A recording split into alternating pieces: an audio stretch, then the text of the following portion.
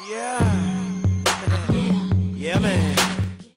Hiya Monstaz, GG Gorgeous here. Glad all you could stop by once again to enjoy some creepy stories. Tonight, I do have a special guest for you all, so put your paws together and give big shouts to Dark Voices. A link to Dark Voices' channel will be in the description below, as well as the annotations at the end of the video. So Monsters, let's get into it, and let the stories begin.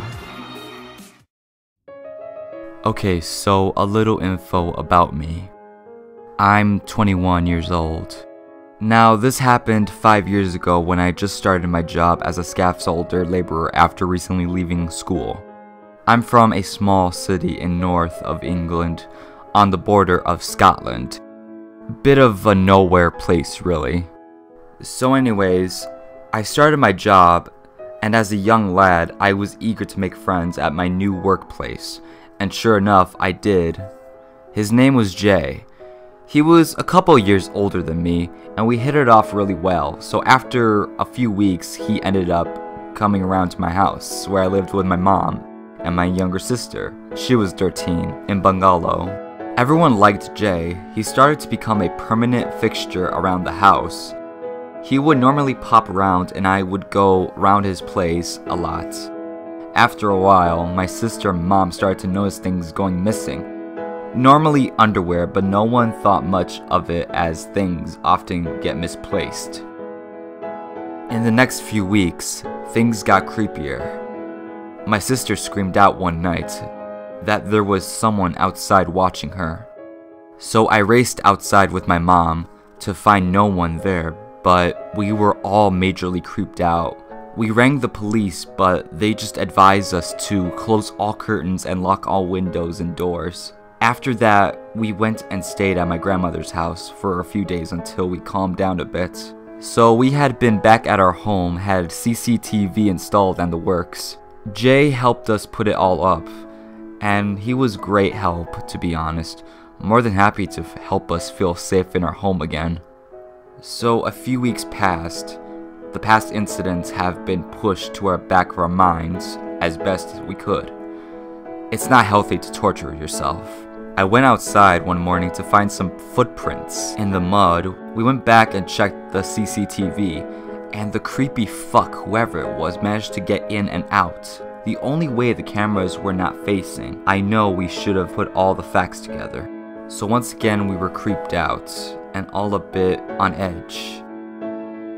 That very same night, my sister seen someone in the garden again and screamed. We rushed to her, and I caught a glimpse of the guy. We rang the police again. They arrived 45 minutes later. They brought it inside to see if it was one of ours. It wasn't. But we all recognized it to be Jay's. The police later arrested, and upon a search of his home, they found a box in his attic with my sister's and mother's underwear, and lots of pictures, mainly of my sister, but some of my mom's too. He ended up being jailed for 2 years, and he moved away after it. So I guess the moral of the story is, don't trust everyone. Jay, let's not meet ever again. About 15 years ago, my friends and I were into urban exploration and would check out abandoned houses and videotape tours with our video cameras. There was one house in particular that we found to be pretty eerie. We lived in a city where it was rare to find large plots of land with anything abandoned.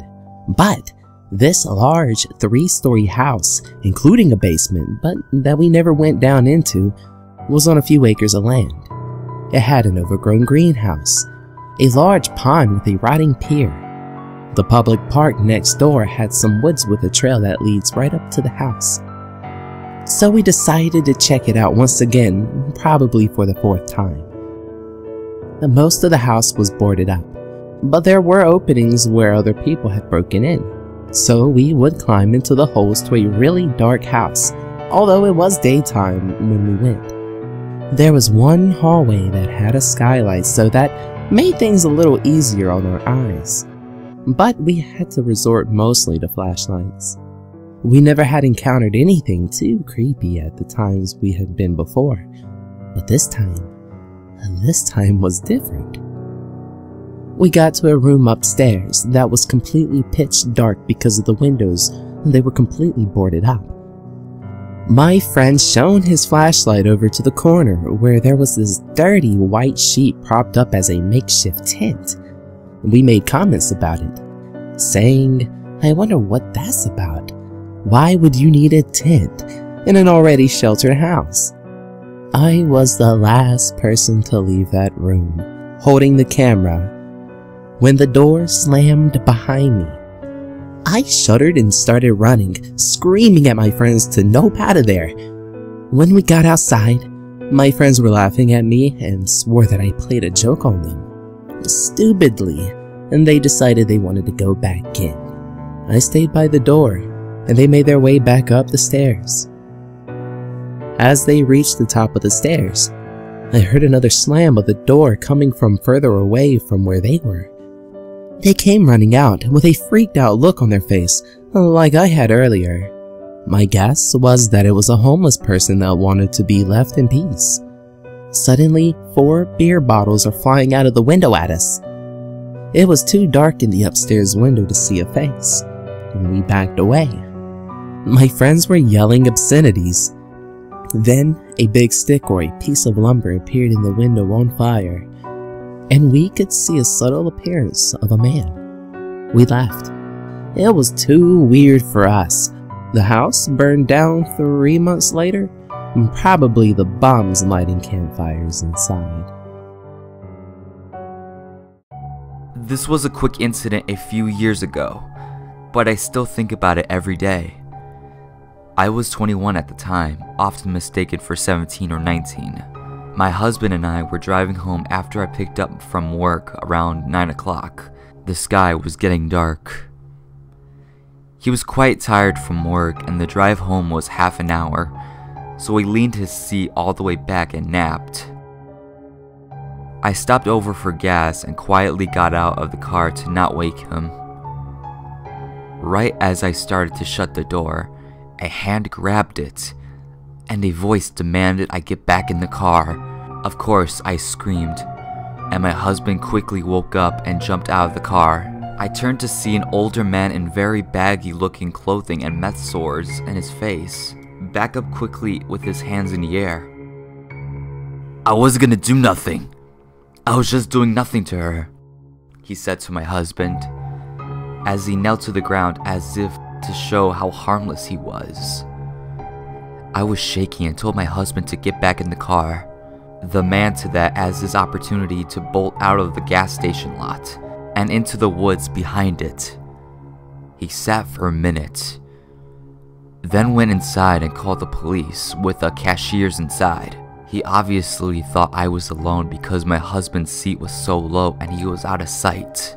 I find a little comfort in the fact that if he'd kidnapped me, we'd only have gotten about 15 miles because our gas was so low. I hope he just planned on robbing me, but I'll never know. After telling my mother about some stories from this subreddit, well, she revealed to me the following story from her childhood, which I found truly shocking and disturbing. How when my mom was in 5th grade, and she went to a grade school only a few blocks from her house. Well, therefore, it was not uncommon for her to walk to and from school with her childhood friend and neighbor, Pam. Now, as young and naive children, they were in their own little world and didn't really understand the disturbing events that were about to take place.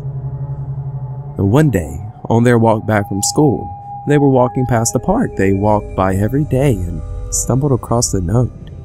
In this note were explicit and disturbing sexual scenes that my mother did not tell me the details of. Now, she did, however, have a look of complete and utter shock when she recalled them. She told me that back then, Pam and her thought nothing of it and only laughed at the ridiculousness of it as little girls do when approached with the icky topic of sex. Well, they kept the note and walked on, forgetting about it quickly. But soon enough, they found another note on their usual path home. Another note describing sexual details that little girls should never be exposed to. Now, at this point, my mother told my grandmother about it. And times were different back then, and my grandma, although bothered that her daughter was being exposed to such inappropriate notes, was not too worried about it. The notes kept popping up.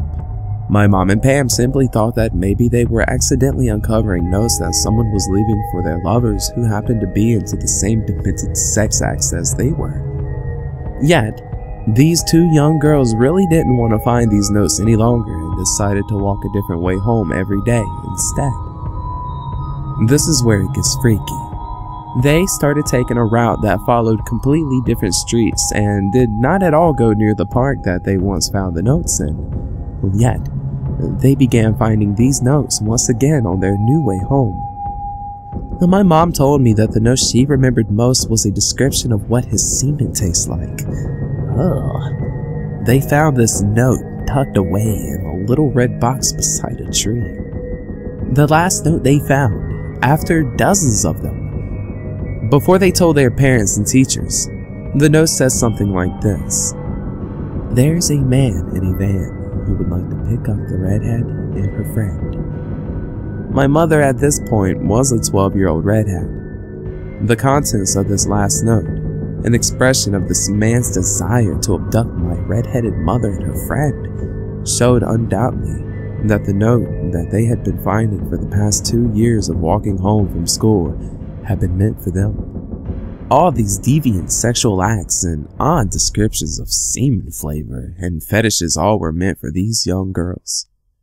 Perhaps the most disturbing part of this is the fact that he knew the ways and times they walked home. He knew them well enough to strategically put these notes where only they would find them.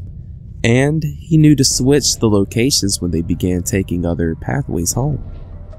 Ultimately, my mother never noticed a man in a van watching her and her friend walked home because, like I said, they were silly girls lost in their own little world.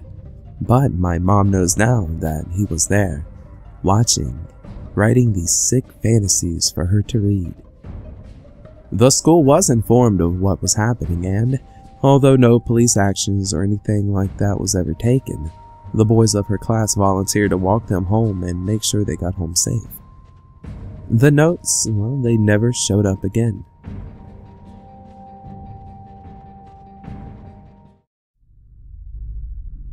Alright, well, this happened to me 14 years ago when I was in 4th grade. Back then, it was very common that every morning before school started, kids would be dropped off at the park, and from there we would walk to school before the bell rang at 8:30 a.m. Keep in mind, the park is right next door to my old elementary school, so there really wasn't much of a distance, or any danger for that matter. The one and only road that led to the park and school had lots of traffic and people walking around. So my mom drops me off, and since we were pretty early and my friends were already walking toward the swing set in the park, I told her I would go there with them and wait for the bell. Mom said it was fine, but not to get to class late or else I would be grounded. I quickly agreed, said goodbye to my mom, and headed straight to my friends. Now, in this park, way in the back, there is, or was, a wooded area that you can go in for maybe half a block, and then you would run into a fence that separates a farm and the park. It was a very cool area to run and play in. The swing set where my friends were hanging out at was maybe 30 feet away from the trees. As I was getting closer to my friends, I saw something shift next to a tree, and I stopped to get a better look at it, whatever it was. That's when I saw him. A tall man with greasy brown hair and dark clothes. He was way in the back of the park, in the tree line, just looking around, not doing anything that would cause alarm. So I dismissed him as just a man walking around, or one of the farm helpers that we would usually see from time to time feeding the chickens or fixing the fence. I went out to talk to my friends, but I kept getting a bad feeling. Fortunately, my parents were very good at teaching me to listen to my instincts and be very aware of my surroundings whenever I am near strangers. Feeling a bit weird about the man, I told my friends that we should start to head out to the entrance of the school, But because it was 7:45, they didn't want to get stuck in the cafeteria waiting to be allowed in the playground. I started to get upset because the bad feeling I had was getting worse. I felt kind of trapped, and it was clear to my friends that something was up with me, but they dismissed it as me being in one of my bad day moods and continued to goof off and be loud. I looked around, still feeling nervous, and looked towards the woods. He was still there, except this time he was looking at us. He had a cold look in his face, and I could tell he was angry. That's when he saw me staring, and I quickly looked away, trying to play it off. Unfortunately, that gained his attention and slowly made his way to us. When he got close, he smiled at us, and in a very friendly voice started to ask general questions about what he liked, what kind of video games we liked to play, what school we went to, stuff like that. I stayed quiet and just listened to my friends answer his questions without hesitation. The man then turns to me, and with a creepy smile tells me that I have a beautiful black hair and a pretty face. I quietly and nervously thanked him without looking at him and moved closer to my best friend Josh. He was a 6th grader and the eldest of the bunch. When Josh saw how nervous I was because of the man, he held my hand and moved me behind him. The man looked annoyed that Josh did that and moved around him to be closer to me. At this point, I looked over to our other friends and they finally realized that something was very wrong, but they were just as afraid as I was to do or say anything. The man kept saying that I was so beautiful and that I looked like a pretty doll, and just kept saying all these compliments that a stranger should never tell a little kid without the parents present, and even that's iffy. At this point, my instincts were telling me to run or to cry out for help, but I was petrified and couldn't move at all.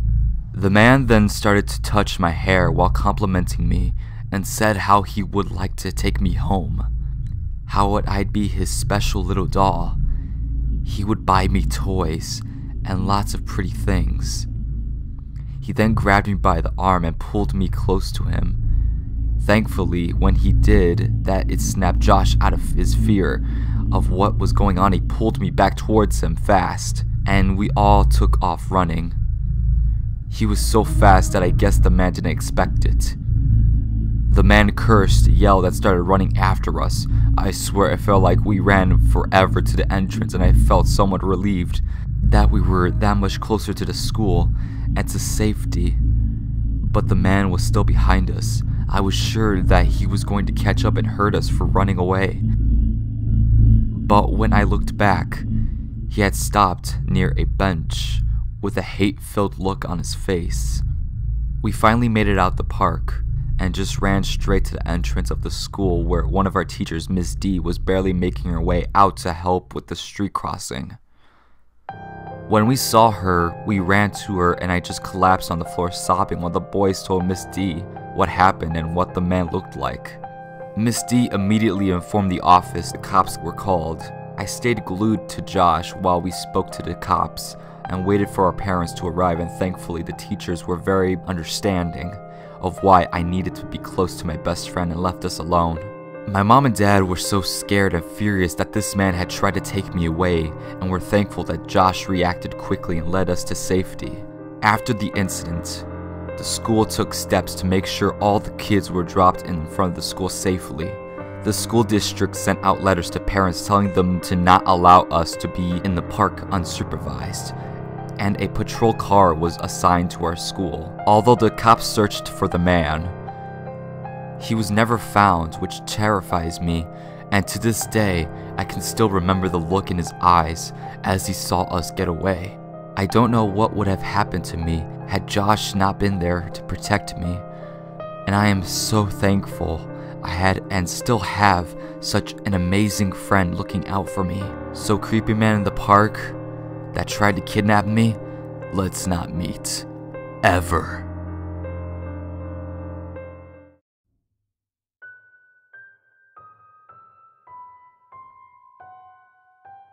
This just happened this morning, so I'm still a little freaked out, so if this doesn't make any sense, Well, I'm sorry. Well, anyways, here's the backstory. I'm currently in college in Chicago, and the view from my dorm room window is another building right across the street. There's a lot of strange things my roommate and I see going on across that way, but nothing compares to the man directly across the way. No matter what time of day it is, all the lights are on and his TV is always playing some random show. Also, we never see the man leave. He's always just sitting there watching TV. Now, we noticed how bizarre this man acted a couple of months back because he would just stand at his window staring. At first we thought he was staring at us, but then we just figured he was being paranoid. He was probably looking down at the street or something else. Let me describe him to you. Well, he's fairly tall from what I can tell, and he's always wearing the same outfit. A wife beater tank top with obvious stains and black basketball shorts. He has greasy hair and some facial hair. My roommate and I are in our 20s, and we're living in a dangerous city, so we're always kind of on high alert for potential creeps. All over the past couple of months, strange things have been happening, and we think it's the guy. One night, we were both laying in our beds, working on homework. It was dark out, but we were both too lazy to close the blinds. All our lights were on, so you probably could see easily in our room, but we didn't think anything of it at the time. We were just working on homework when out of the corner of my eye I saw a flash go off across the way. Well, at first I thought it was the reflection of a city bus or something in the window, but then it happened again and I got up to see what it was, and I saw the greasy man scurry away from his window. And I say to my roommate, I think that guy across the way is taking pictures of us. And she replied with, I noticed that the other day and just closed the blinds. We closed all the blinds and, well, just kinda got over it. That exact scenario has happened a handful more times. After that point, we don't have blinds for our living room though, and so we have no choice but frequently meet the gaze of that creep. Now, one night we were having a movie night with a bunch of our friends. One of my friends pointed out how the man was sitting in the rocking chair staring in our direction, rocking really fast. I got up and went to the window and mouthed, "What do you want?" He got up and walked out of the room. From what I noticed, his creepy stares had stopped until this morning. Well, now last night, my roommate and I went out for a Thirsty Thursday, so we came back pretty wasted and just kind of fell asleep with the windows open. The view from my bed looks right into his apartment, and my roommate's bed is hidden by her wardrobe. I woke up at 6 this morning with a splitting headache, and I shuffled across the room looking for Advil, but when I lifted my head, my stomach dropped and the man across the way was staring straight into my room. I know he was actually staring this time because his head moved with my movements. Now, I pretended not to notice because I really needed my Advil, and I walked into the kitchen, and out of the corner of my eye, I saw the man switch windows and get a better view of me, and when I walked back to my room, he went back to the original window. I went to the window and closed the blinds, still pretending that I didn't notice him. I got back into bed and laid there, shaking, until my roommate woke up. Now, I don't know what's wrong with this man, or how long he was watching us this morning. But, needless to say, I am never opening my blinds again. And to the man across the way, let's never meet.